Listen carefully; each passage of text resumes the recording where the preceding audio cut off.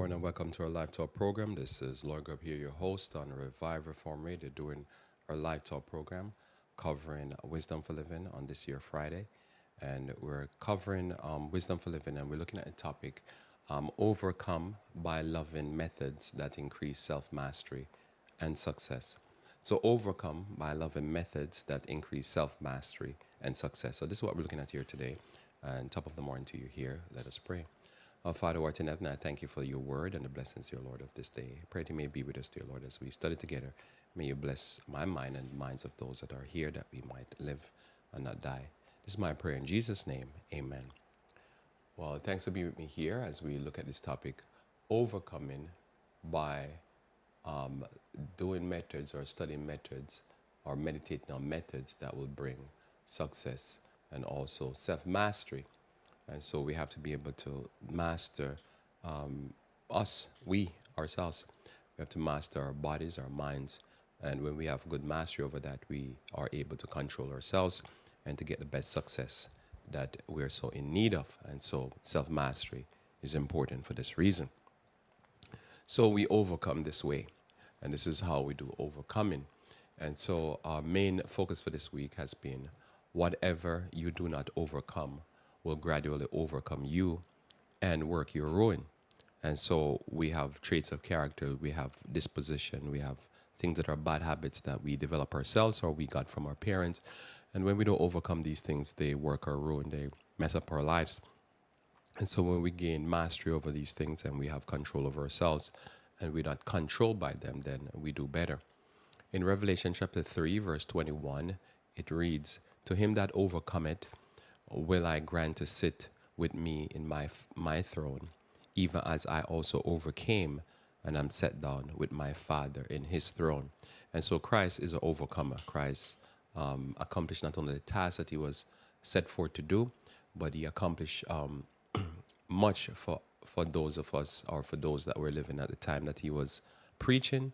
And also he set an example for us that we might learn to gain victories in this life. And so the victories in this life that we celebrate is oftentimes with, say, a sport athlete or somebody that is at a game. But the game of life is the biggest game that we should strive to be successful with. And that game is the game that we focus on here. And so the game of life in its entirety, the whole process.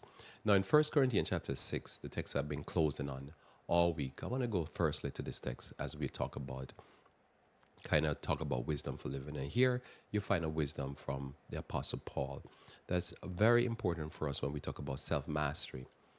Notice it says in 1 Corinthians chapter 6, verse 12 and 13, and he says, "All things are lawful unto me, but all things are not expedient. All things are lawful for me, but I will not be brought under the power of any. Meats for the belly, and the belly for meats, but God shall destroy both it and them. Now the body is not for fornication, but for the Lord, and the Lord for the body." So when we go through life, there's things that the body does that we do, right? Human beings are sexual creatures, but that's not the only process or the only purpose of life and the body. Human beings eat, but that's not the only purpose and the process in the body. There's other things that must go on. We have a brain that needs to be educated. We have a body that needs to be exercised.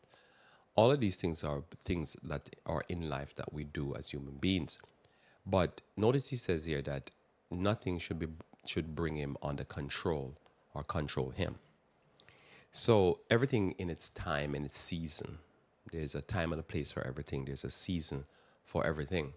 But the focal point is not everything in life must control us, but we are human beings that do various different things. As I say, our bodies need exercise, but that's not the only thing we do. We need to work to maintain ourselves, but that's not the only thing we do. We need to educate ourselves, but that's not the only thing we do. And so all processes are lawful, he's basically saying, but not everything must be controlling, or anything should be controlling. So he gives two examples. And I think this is important when we talk about self-mastery and success. what we're looking at in life is that we want to be able to master everything and want to be successful at everything, but not just having one thing. They always say a fanatic is a person that cannot change the subject. They're on the same subject and they're on the same subject and they can't get off the subject. And that means they're mastered by that subject. So all subjects I can look at, but not I can't be a one subject person. So even as you see me do the program here, I switch subject every day, and then I go to any subject. I'll touch just about any topic: health, politics, religion, whatever. I just go from topic to topic. It's good for the mind anyhow, but one subject should not dominate the mind. The mind is for learning, but the mind is not for one subject. The eyes focus. Interesting how the eye focus, and I think I've mentioned this here before, that the eyes focus not by the way we look at it. It's constantly moving. The eye doesn't stay still. And if you've never seen it, look at another person's eye and look how the eye constantly shifting focus. It doesn't stay focused on one thing. It just constantly shifting focus and constantly zooming in and out. It's a constant moving object.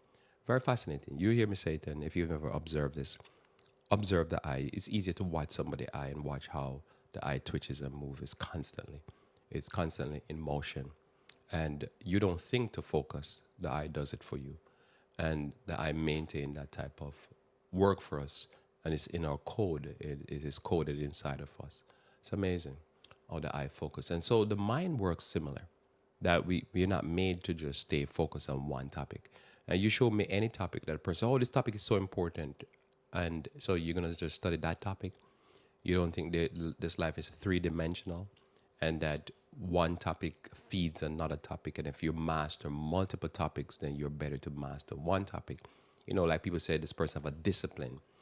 Yeah, but there's a discipline that you never discipline anything unless you have a multi-dimensional discipline. You discipline multiple skills. And then the skill that you discipline become, you could say the person have a discipline in a skill, but the skill is always multiple skills. But this is how you stay away from fanaticism. This is how you stay away from mental illness. They say a mental ill person can't shift. They're doing the same thing and expecting a different result. And they say that's normally the definition of mental illness. But that's a definition of illness in the mind, the body, and everything. If you exercise, you have to exercise different body parts. You can exercise the same body part over and over again. That's the sure way of hurting yourself. You have to give it rest. So sometimes you deal with a person that can't give a topic a rest.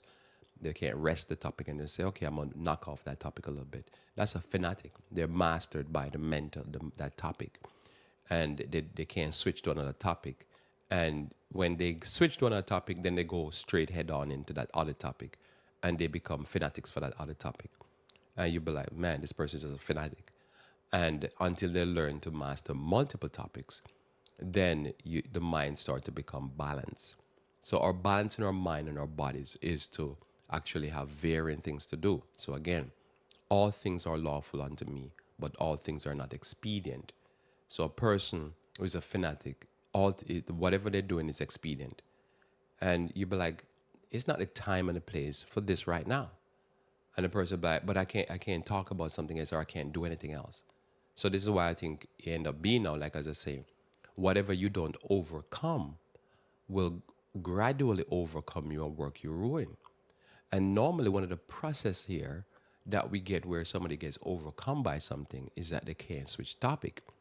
So, two examples he gives: the belly and fornication. You see somebody get involved in sexual sins, or they see somebody get involved with food, and they're getting larger and they're just getting bigger and they're just becoming like a blimp. And you say, what's happening there? They can't back off the table because they're being controlled. It becomes the most important thing in their life. So if you say to the person, is your health important? They'll say, well, it might be, but not as important as food. They become mastered by it. So self-mastery is important. So we get to that again. So all things are lawful unto me, but all things are not expedient. So as I say, it's not always on when it comes on to eating. There's a time to eat. There's a time to fast, right? There's a time to abstain. That's what it says in Ecclesiastes. There's time and a place for everything, or the wise men say, I should say. So notice here, so all things are lawful unto me, but I will not be brought under the power of any. So I say, I can do just about anything, but I can't have it control me. And so when you see a person getting into certain crimes, what it is that the thought or the activity becomes so large in their mind that it's overcome them and it brings them under the power of it. And the power controls them so much that they'll literally rob somebody, they'll literally rape somebody, they'll literally kind of lie to people. They can't stop lying. I'm sure you've met people like that. They just, they have a sickness. They just keep lying and lying and lying. Why? Because they've just engrossed with it and now it's controlled them to the point that society sometimes thinks what you need to do with that person, take them and lock them in prison. Because if they walk free, they're going to basically keep doing the same thing. Because that sin, it has control of them. So we should not be brought under the power of any. So how do you do it according to my topic? What you need to do is learn to love other things. And love, the method here I'm talking about now is to be multidimensional. So that's why, as I say, you'll never hear me coming on here and talking about the same topic. Now, I might have themes that I talk about, and the reason why I talk about them often. And so I have themes that I talk about often, and it's because the society keep at it. So I keep at it, but I don't keep at it only. So this is why I'll just say do health one day, so that say certain topics won't come up in that discussion most of the time. And then, so what am I trying to do? I'm trying to do when a text I'm going to share with you, I'm going to show you what I'm trying to do in a text in a second. It's a method. I'm trying to practice the method as best as I can. Because I say, if I go on the news right now, certain topics are always there. So if you're not careful, you'll just keep going to that same topic. If I'm talking about war, and the other thing to have a method where I'll talk about where the dead bodies pile up. So anything that is causing a lot of people to die, I'll go heavy on that topic because it's most important, because we're supposed to be concerned with life. So anything that causes pain, suffering, death, I got that idea that I'm supposed to talk about, because that means as you're listening to me, you might be affected by it. So when COVID was running, I'll talk about COVID. Why? Because it's causing dead bodies. Wasn't trying to be fanatical, just trying to deal with the dead bodies. If there's a war going on in Ukraine or anywhere, I talk about it. Why? Because wherever the dead bodies are lying, piling up, I think is an important subject. Life is very important. Other than that, I don't go on my topic or whatever. Whatever is hurting people a lot. Like if you hear me talk about race relationship, I just talk about it because it caused so much hurt.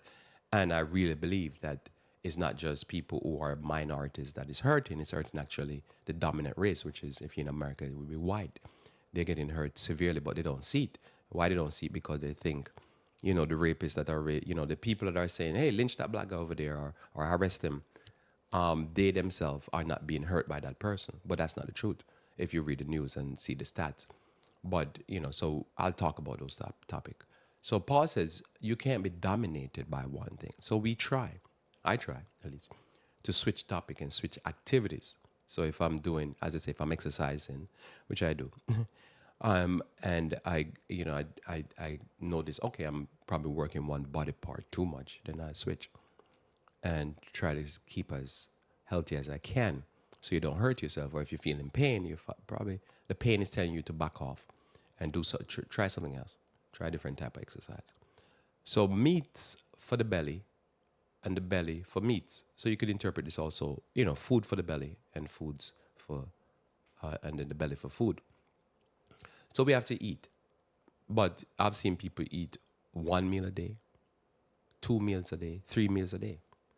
And I've lived in my own personal life where I could eat 3 meals a day plus 2 snacks, right? And then after a while you start realizing, I don't have to eat as much. I can eat less. I can consume 3 meals a day, no snacks. Then 2 meals a day, no snacks. Then even a meal a day and just, like something light, smoothie, salad, whatever. And you still stay alive. So you start to realize that, you can have control over this. You still have to eat because the belly is made for food. And you need energy. Our energy is savory or sweet or very flavorful. That's how God made our energy. Our energy is not just like gas. So God make us like that. So part of our methodology is that there's things that the body does are need, but it's not something supposed to control us and to bring us under its power. It is supposed to be part of the process of life. It is something that is sometimes in the foreground, but most of the time it's in the background. So you do it and then you move on. So you do what you do and then you move on. You're not at it all day long. You switch to something else. So if you hear me here, I'm talking to you, but in a few minutes when the program done, I switch activity. I'm not on this activity all the time. And then I go look at something to do with the news. Then I switch activity. Then I go look at something to do with finance, switch activity. I probably go pick up a book. You know, there's something else you do. You talk to somebody. You break up the activity. Why are you doing that? Because every activity is connected. We're in this world, and God, the source of all light and knowledge, is multidimensional. So every activity is connected. But if you don't switch, you don't start see correlation and how one thing is connected to the other. So notice he says here, but God shall destroy both it and them. Now the body is not for fornication, but the Lord, and the Lord for the body. So if you flip that, you say, well, human beings are sexual. And if you're married, you're not supposed to be doing fornication, committing adultery and all that. But these are sexual activities, a thing that one does. But as you know, with what we've been talking about, that you could get so controlled by sex that you get engrossed by it and you start to become weird and perverted and all that because it's controlling you, because it's just the only activity. So the body does that, but it's not the only activity. The body eats food, but that's not the only activity. That's a methodology, what I just explained to you here. That when you think on and you become better at, your life is more rounded and better. Because as I say, your life become more whole because there's activities that you do, but none of the activities dominate you because you are the master and then God is the ultimate master, but you're the master and you have the control. God gave you the control. So what you have to do, you have to be to exercise that control. How do you exercise that control? Well, the method I'm explaining here is that you have different disciplines and different focus. You switch focus and you train yourself to be interested in different topics. And the more you have interest, the more you have. Because if somebody deal with me, they could think I'm a health fanatic. Well, to the level of health that I'm into, it could seem like that. But I'm a fanatic for other topics also, right? And so what it is I just try to master multiple topics. And as I try to master multiple topics, what I realize is that there's people out there that's way ahead of me on that topic. No, they might not be ahead of me on other topics, but on that topic. So what it is, it piqued my curiosity to try to get better at whatever topic or whatever interest or whatever skill that I'm into, because I'm always fascinated by how people can be good at something. I always remember this story when I was younger. When I was younger, I would say very good at the game Scrabble.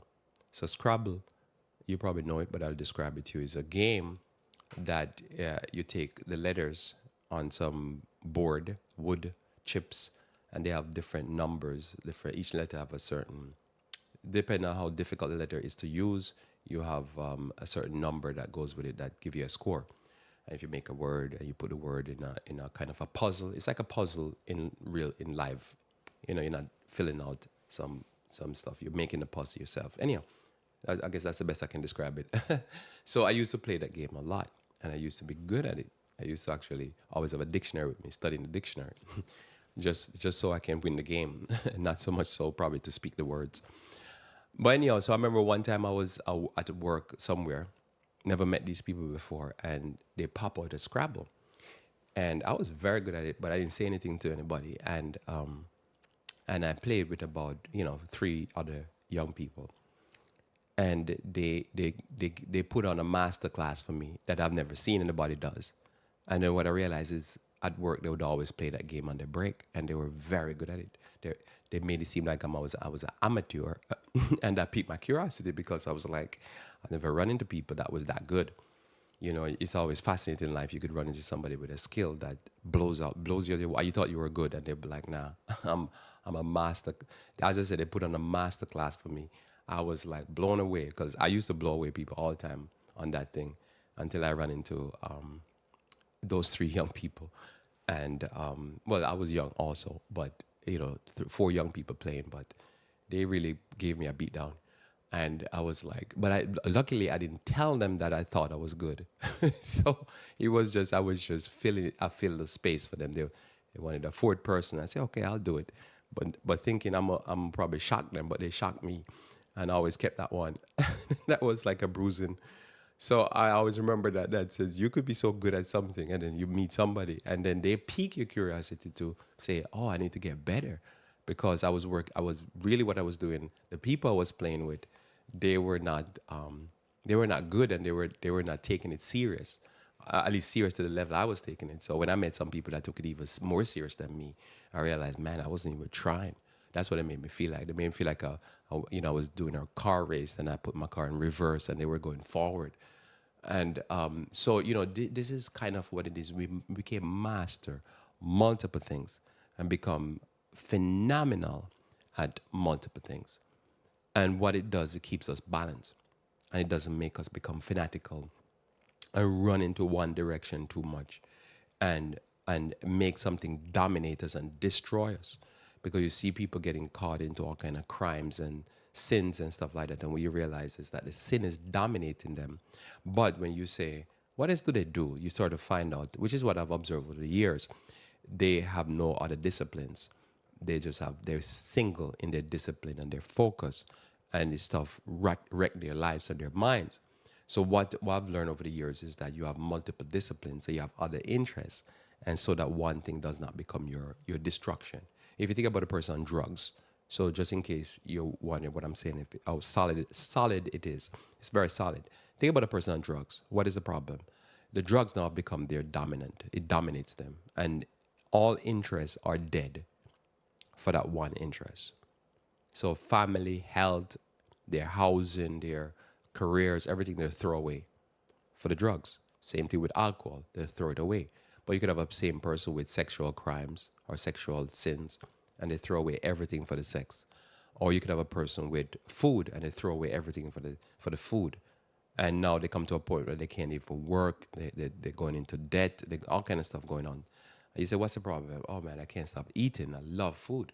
And I love food too. I love cooking. I just love making meals. I really look forward to cooking. But it's just, I cook because I love cooking and love the taste of food. But you got to stay healthy. So what we do, we love doing and thinking about things and methods for success that will increase self-discipline. So one of the methods that we do, and I'm going to read a text for you here, two texts on this topic, or three, or whatever, but is that you start to move from a point of you're loving self-mastery, you're loving discipline, you're loving actually winning, but winning things that are positive, good. Because if a person doing a crime, there's a reward. They have the reward centers in their brain lights up. So they're getting a reward, but the reward is destructive to themselves and to others. But we can get to a point where we love that reward, but we love it for the discipline. In other words, like if you exercise, you feel good, and you feel toned, and you feel healthy. You can love that. You come to a point where you love exercising. You see, if you like reading books and learning new subject matter and so forth, and you can really enjoy that. And even though it might not be something you do and you jump and scream and holler, but you do it and you enjoy it. You enjoy accomplishing certain tasks and gaining new life skills. So if you like gaining new life skills, then you go pay for a class, watch videos, practice, and then you gain the life skills, and that's rewarding. A person that does life like this sin less. I don't care if they're Christian or they're secular. They're gonna sin less. Because why? They're not going to be dominated by one thing, and they're going to have multiple focus. It might not be that they're doing it because they want to not do wrong or they don't want to go to prison, but they've learned that everything in its season, and they have different focus. And like I've talked with people, and they say, I can't eat certain foods, and I say, why? Because I'm gonna mess up my exercise. I'm gonna mess up. I'm gonna lose my exercise. Two burgers extra, burger extra, extra plate of food, I'm not gonna be able to, that's a whole exercise session, I'm gonna have to go and work off how many calories to burn all of that calories. I'm not gonna eat it. So for them, because they like being fit and healthy. So when you love those things, it helps you to be an overcomer because what you're doing, you're just basically loving methods that are geared towards increase and success. So often the world is alluring or forcing us to join them in their undisciplined failure of a lifestyle. So you saw that, why did they force, like as an example, let's give it as an example, stick with me here, but why did they force the COVID vaccine on everyone? Because their attitude was, there's people who don't take care of their health. We live in a country which has one of the greatest, other than islands in the sea, like islands that are occupied and are oppressed, like some of the Pacific islands. Other than islands, we live in a country where a lot of people, you have one of the worst obesity rate in the world. And we have people who feed on fast food and genetic engineered food, and they just, their bodies can't handle disease. So what they said, everybody that's healthy need to be forced to take a vaccine to ward off a disease that if you're relatively healthy, you would not get sick. Or if you get, you get sick, but you're not gonna drop dead. So they forced everybody. They didn't force me, but they try to force everybody. So this is the world we live in. This is what I'm saying here is not an opinion; it's a fact, right? It's not an opinion; it's a fact. This is the world we live in. So people will force you, say, "Well, you must join in." Like, why am I joining in? I'm not living that lifestyle, right? But and so there were people who had to take the vaccine, so to speak, for their jobs or whatever, because they're taking it for the people who get up every day and just eat fast food and junk food and treat the body like the body's garbage. And they're dominated by some undisciplined belly. And that's the fact. So when we look at life, what it is that because we're in a world that either allure us through enticement and enticing or try to force us to join their undisciplined lifestyle, we are have to push back against that and try to live a disciplined lifestyle because we don't know if we live to see tomorrow, but if we do, and will our life goes on for a little bit while longer, we want to be able to live in the best mind and live in the best bodies, because we want to be able to get as much life and as much joy out of life, and we can't do that with destroyed minds or fanatical minds, and we can't do that with destroyed bodies. And that's, to me, is how I look at it. It's like I prefer to go through life without disabilities and pains and suffering. Now, if I'm in an accident, that's a different story. And we all subject to that. But if I'm just talking about the regular course of life, I'm going through life, why would I want to go through life with my brain a mess, my body a mess? So we do what we can to be able to maintain our mental or physical and our social. We don't try to destroy our social by being somebody that can't really even have a conversation with somebody because they're so fanatical. They only can talk about one thing. And you deal with people all the time like that. They have no depth in their experience. So we love these methods and we love thinking about them so that we gain more success, because each day, each year, each week, we can gain more discipline. So in John chapter 5, verse 1 through 5, here the Bible tells us how we not only overcome the world, but how we become better at life and what we do. Notice here, whosoever believeth that Jesus is the Christ is born of God. So we start there. You must believe that he is, and that he's a reward of them that diligently seek him. And everyone that loveth him, that begotteth, loveth him also that is begotten of him. So he that was begotten loveth him. So we say Christ is from God, and we love Christ. And he says he loves us also. We love Christ and we love the Father. Notice he said, by this we know that we love the children of God, when we love God and keep his commandment. So we cannot really love God and not keep his commandment. Just like how in a family, the more a wife or husband keep each other commandments, is the more you say they love each other.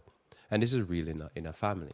You have to keep the commandments of those that you live amongst. There's rules in the house. There's rules of being around a person.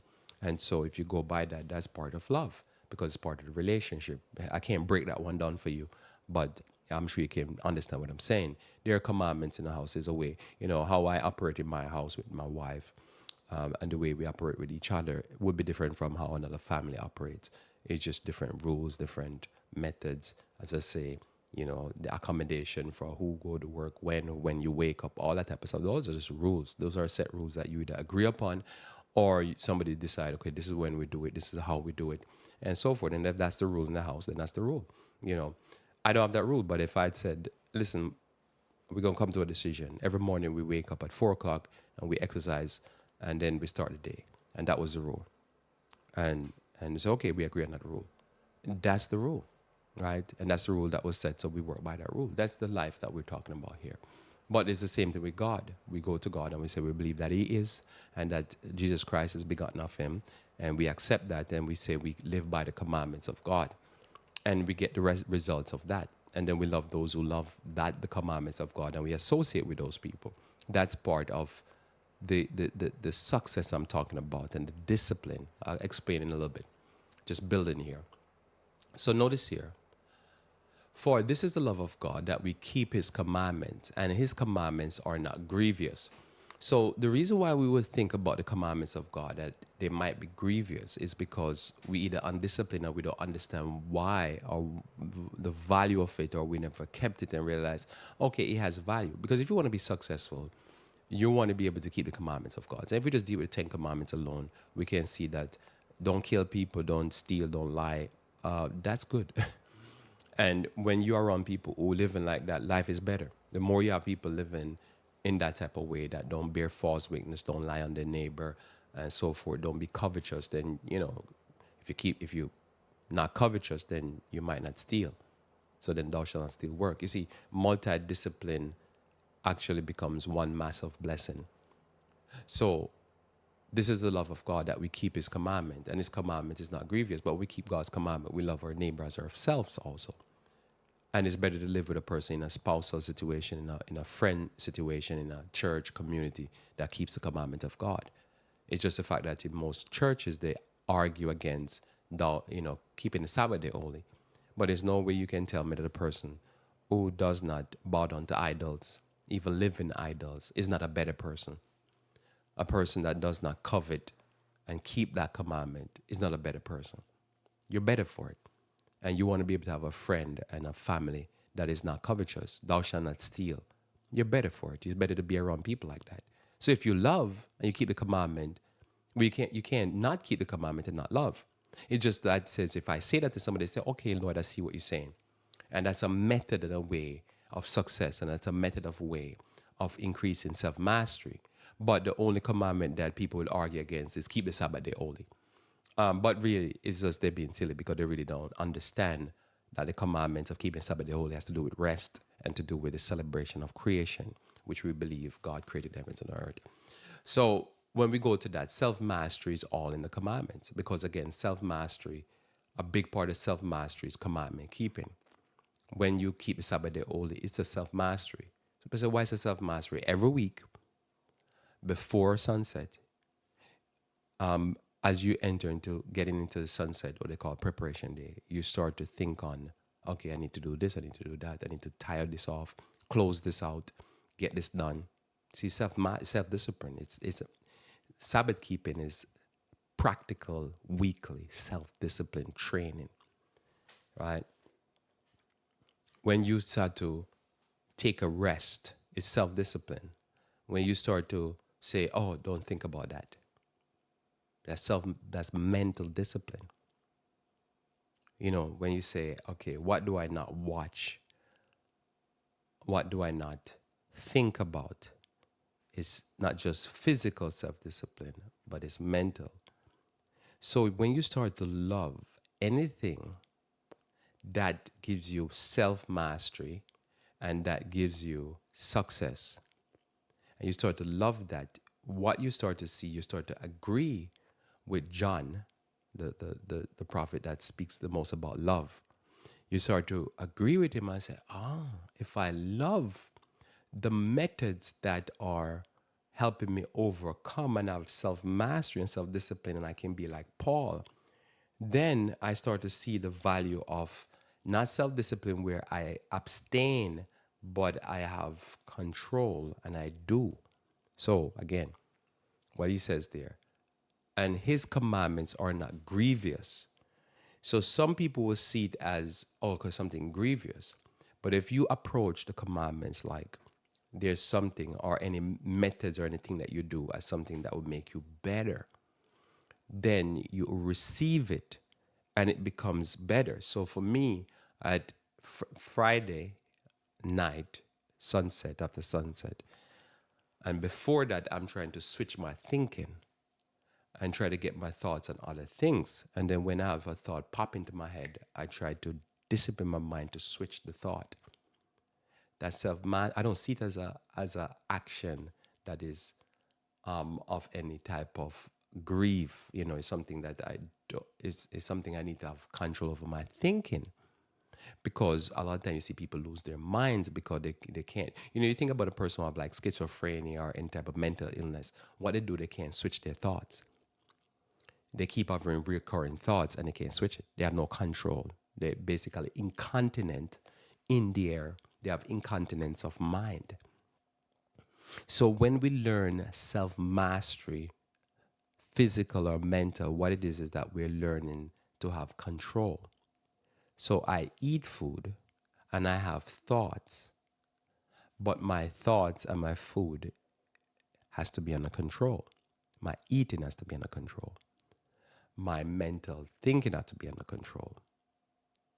And when that is under control, and I love that, I look forward to that. I look forward to mastering different disciplines and to become the best at them, no matter what I'm doing.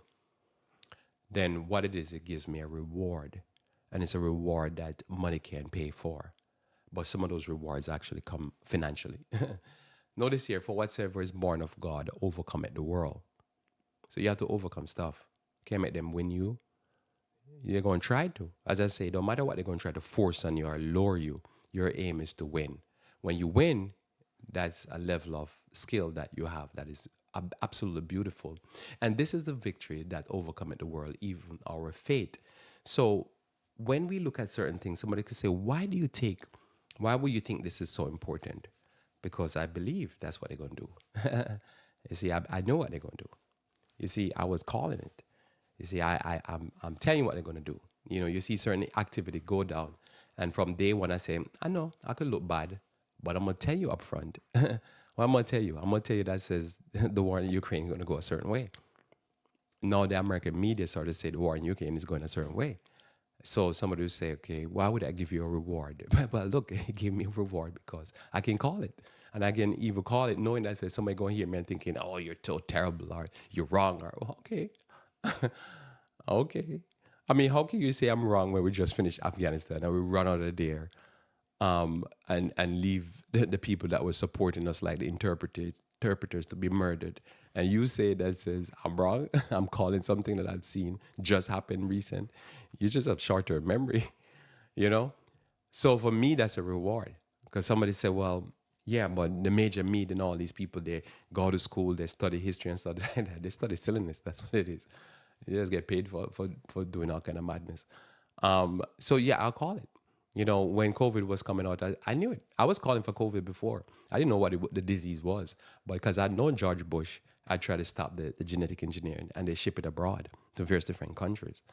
And I know also that when you listen to evolutionists think that the next stage in evolution, this is something I've been studying for years. The next stage in evolution is that human beings going to control evolution. And so they believe that, because remember, they believe in evolution. They believe that they're the superior beings and all that. And so the next stage in evolution is that they're going to control it. But in order for them to do that, they'll have to fund it. Well, how you fund it? Well, if there's a disease, then we can use genetic engineering to solve it. And then you run a big experiment, you get a lot of funding. And so those companies were well funded when COVID was running because that was the savior. It's the same thing. They tell you this week, I think yesterday, no, the day before, I think President Biden was saying that they're going to, they want to cure cancer. I've been hearing that from I've been young. And they don't even know how cancer come about. So to me, that's rewarding to be able to understand things like this and call it. Like I know what they're doing to a certain degree, to what is known, what's put out there. I study what they're saying. And so I can call it again and say, I know what they're going to do. This is what they're going to do. Oh, this is their big opportunity. Boom. COVID come. I say, watch what they're going to do. And then it came. The vaccines was genetically engineered, and it saved the world, yay! And they go and genetically engineer and cure cancer. But what really are they doing? They're doing Genesis chapter 3. They want to be sinners, but they want to be able to do wrong and be able to genetically engineer the results. And the Bible tells us God will not allow, because I believe in God, they believe that He evolved. God will not allow them to do that. So their intention is that they want to be eternal sinners. And the next stage in evolution is that they're going to engineer out disease and stuff like that. Prove me if I'm wrong. But that's the reality. So when you call stuff like that, what it is that because I'm not focusing on the way most people focus on, like the mark of the beast and stuff like that, I approach it differently. I approach it where, to me, I believe the Bible and spirit of prophecy outline it, not where the regular pastors do. They're delusional. So notice here, for whatsoever is born of God overcometh the world. Not just overcome it, my plate of food, or overcome it my local community or whatever. No, the world. We understand things on a global scale. That's why I focus on it that way. And I can call it because I know what they're doing. The war in Ukraine, we know what the war is about. But they're going to tell you that's all about Putin attacking stuff and stuff like that. No, they're getting a pushback for the wickedness that they've been doing. And that's just a fact. Most people are delusional, so they're being deceived. They don't know what's going on. And this is the victory that overcometh the world, even our faith. Because what it is, faith cometh by hearing and hearing by the word. So the word says this, the secular society says this. The word says this, Pharaoh says this. The word says this, Goliath says this, and David says that. Who you believe? You believe Goliath or you believe David? Well, if you have faith, David had faith. The faith was actually displayed to him by God saying, take out that bear for you. Take out that lion. Does he know what was going to come? Nah, he didn't know. But faith overcometh the world. So we know what they're doing. We believe in creation. They believe in evolution. But most people don't see the contest that way. They see the contest as between probably this church or that church. No. The Bible makes it very clear. In the end, it's about those who believe in creation and those who believe in evolution, those who believe in God and those who believe in Satan. But most people don't see the world like that. That's faith. Who is he? Who is he that overcometh the world? He that believeth that Jesus is the Son of God. We believe that. We believe Jesus is the Son of God. 1 John chapter 2, verse 15 through 17. 1 John 2, verse 15 to 17 says, love not the world, neither the things that are in the world. If any man love the world, the love of the Father is not in him. See, to love Jesus and to believe in Jesus, one has to be able to lose the world. Because, why? Well, the text is going to tell you. Well, John going to tell you, but I'm just going to tell you here. So when you love the world, what it is that you're so fanatical about the world that you end up lose the world, because the world is losing itself. And that's the problem. They're going down to the primmost part of destruction, and you go and join them. So you have to back off the world to be able to live in this world and be successful. And run a long run, because the long game is the better game.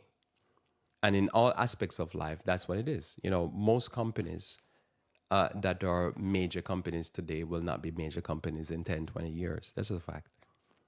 Most people who are billionaires today will not be billionaires in 5, 10, 20 years. That's a fact. Somebody say, how? Well, the Bible tells you that money will take wings and fly away. But there's reasons for it. That's a different discussion another day. Notice it says here, for all that is in the world, the lust of the flesh, the lust of the eyes, and the pride of life is not of the Father, but of the world. Why? Because this pastor, I remember, Richard O'Philly, would say it this way. He says, I won't tell you what he said, but he illustrated it. I'm going to say it a different way. How he explains it is that, say, you see in heaven, this is what he said. He said, in heaven, when we get to heaven, we realize the streets are paved with gold.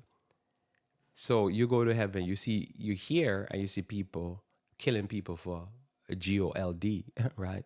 Pavement. That's what he said. Something like that. Not exactly like that. So I find that funny, right? Because the gold is what do you say here? The lust of the eyes and the pride of life. It's pavement, right? So when you're in the world And you see people going fanatical for stuff. It's just food. It's just some, as I call it, jing bang, some cling, cling, cling. It's just some metal. I remember when I was young, I used to listen to this person who's a rapper. And I can't remember his name, but he has a patch over his eye. I can't remember. But anyhow, my brain is slipping me some of these things. I haven't dealt with them in such a long time. But I remember I got older and I was watching an interview. And he had a gold on, like a big gold chain. He wouldn't wear this big gold chain, almost like Mr. T or something like that. And he has this gold chain on. And I used to think that the pendants or the whatever these things on the end of the chain, the metals on the end of the chain, the big squares or rectangles, were solid. And he moved it and it go cling, cling, cling. And I was like, the thing is empty? That's not, I thought you had like pounds of gold on. It's just, it's hollow. I was like, wow, that's crazy. But when you're young and it's glitter and it's gold and it's shiny, you'll be like, oh, that's impressive. And you get older now, you believe in the Lord and you start following the things of the Lord. You start saying, listen, food is interesting, it's important, but it's not that important. It's just part of the process. So what we do, we destroy each other and we destroy nature and we destroy life, ourselves for stuff that it's just part of it's important, but it's just not that important. You know, I guess sex is important, but it's just not that important. Food is important, but it's just not that important. Gold is, I guess, it's important, but it's not that important. We put, as I said, now we put gold in the catalytic converters of car. So it has use, but there's people who gone to war and kill people for this stuff. Why? So that's why Christ said you can't love the world. But when you've learned now to see those things in their proper context, what it is that you become master because you don't get caught into sin and self-destructive behavior for stuff that you're like, why are you destroying yourself for that? That's just pavement, But people kill themselves for that. So notice here, he breaks down sin in 3 categories. And he says here, the lust of the flesh. So whatever, like food, creature comfort, sexuality, whatever. People kill themselves, kill others for that. Lust of the eye, something that, oh man, that thing looks shiny, I like that. Oh, that thing look hot, I like that, right? Or or the pride of life. Oh, that made me look good, and people will lose it, but in turn they lose their self. Right? Is not of the Father, but is of the world. This is carnal thinking, and human beings are like that. They get to a point where they see something shiny or something whatever, and they lose themselves over it. And the world passeth away, and the lust thereof. But he that doeth the will of God abideth forever. So it's not just the promise of eternity, but what it is, you increase your longevity on this earth when you don't get caught up into these lusts. So as I'm saying, when you start seeing food in its proper context, you don't make it destroy you. When you start seeing that the body needs to be not only exercise and stuff like that, and all things in its proper process, and it doesn't have control over you, you do better in this life and you gain the world. While others are going after the world and they're losing the world. It's amazing how a person can have all the type of money and their quality of life is so terrible. I've seen people, they treat themselves so terrible and they never put money into their self, their physical body, into their education, into their quality of life. But they might have a lot of material possession or money in the bank. And you'd be like, what a waste. Luke chapter 7, verse 24 through 25. And when the messengers of John departed, he began, which is Jesus, he being Jesus began to speak unto the people concerning John. And he said, what went ye out into the wilderness to see? A reed shaken in the wind, with the wind? But what went ye out to see? A man clothed in soft raiment? Behold, they that are gorgeous, they which are gorgeously apparelled, I read it wrong, gorgeously apparelled and live delicately, are in king's court. So I'm not thinking this is a knock per se against somebody who live in king's palaces. But he says, you're not going to go out and go listen to what John was preaching by somebody that lives in king's palaces or king's courts that are gorgeously apparelled. Like, what are you gonna get from some? Like, again, if you hear me talking here, do you expect me to come on here and talk as if I'm gorgeous? I'm living in king's palace. Then you shouldn't come and listen because you don't go listen. I mean, do you expect anything from anybody from, say, the Congress or the Senate or from some palace over there in Buckingham Palace? Do you expect them to say anything sensible, like anything that is worth saying? I mean, if you expect that, what do you expect them to talk about? You expect them to talk about the moonshot for cancer and stuff like that. That's the crazy thing. You expect them to talk. They're supposed to say something like that that everybody's supposed to applaud. You know, you're not supposed to come to me here and expect anything like that from me.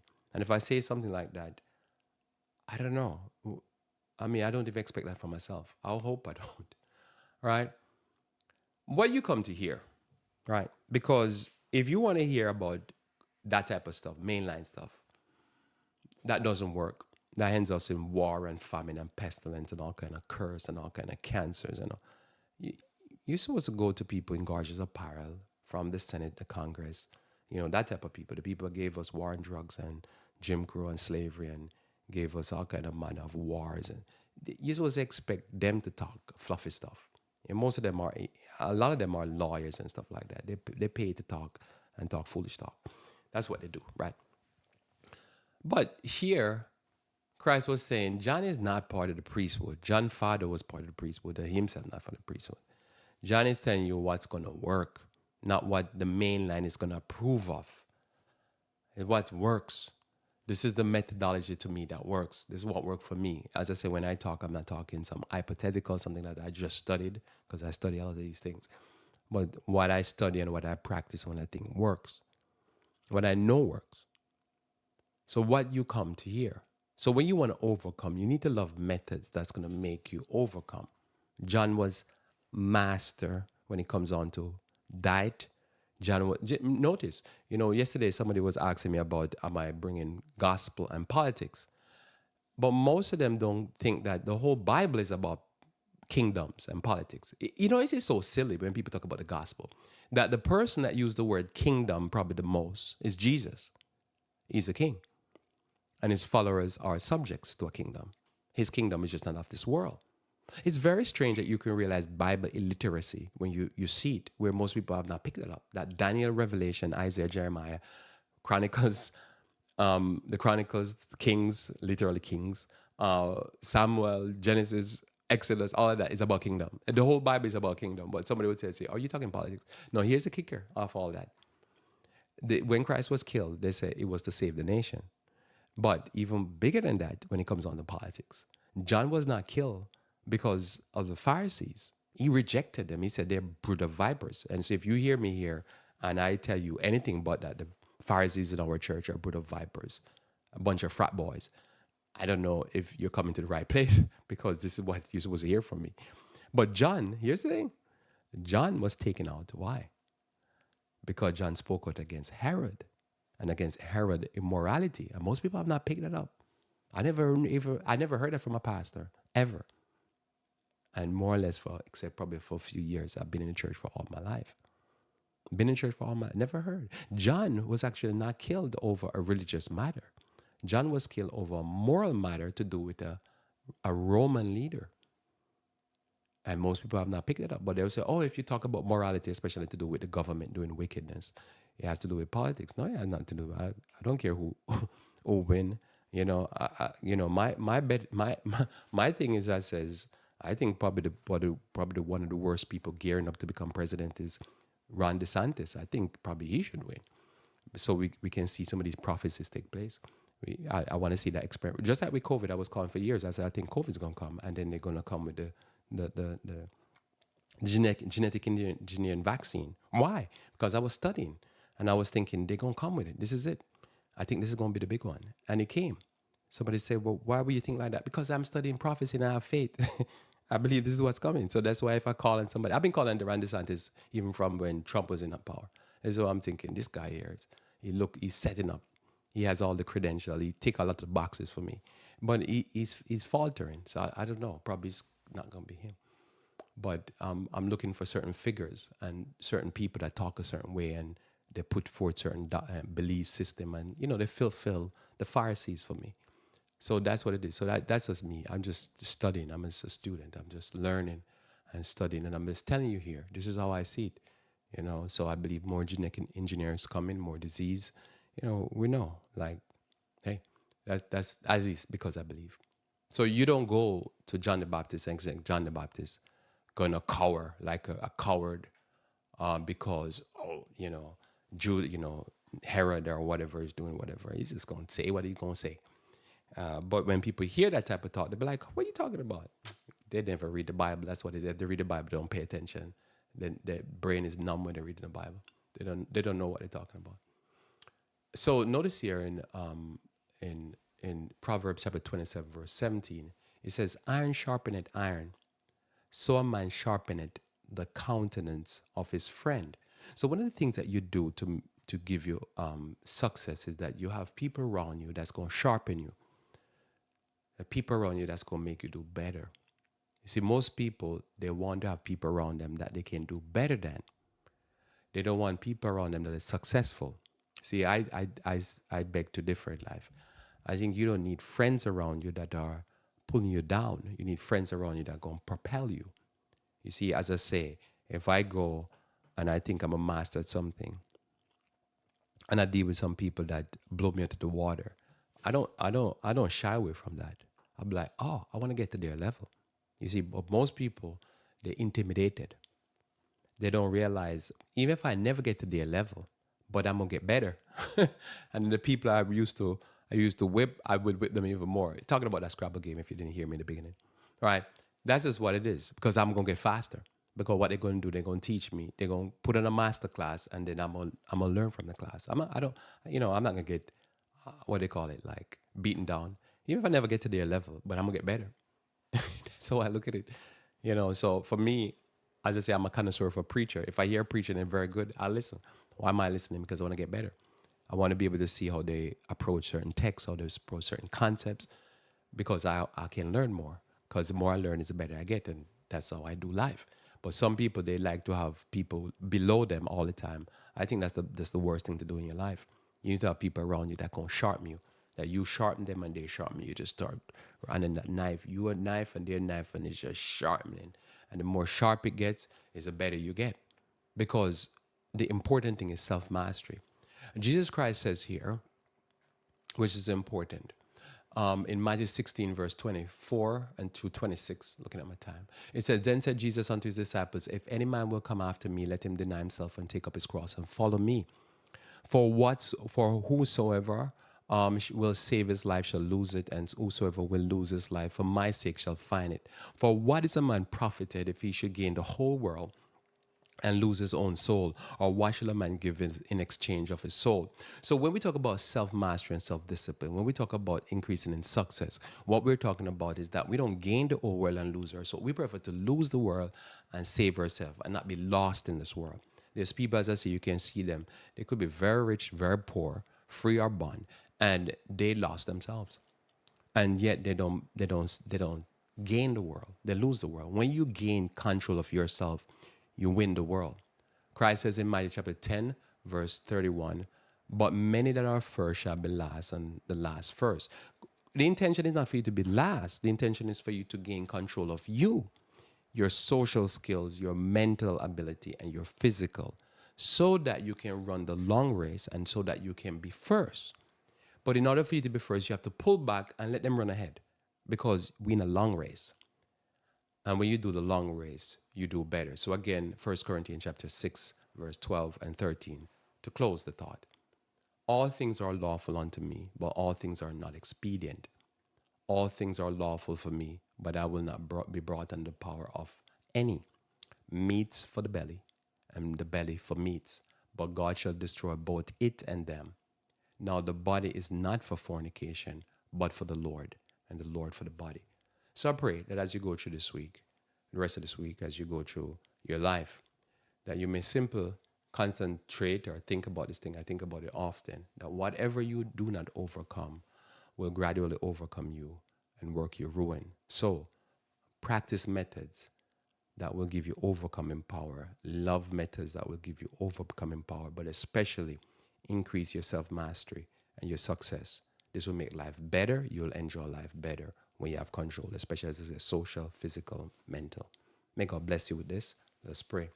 Our Father, who art in heaven, I thank you for your word in this day. I pray that you may be with us as we continue to study, think on these things, and practice.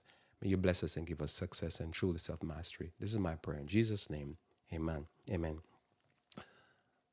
Well, thanks again for being with me here on Revival Reform Radio. Looking forward to talking to you again live Monday where we should talk about motivation. Until then, I pray that you may continue to walk with the King.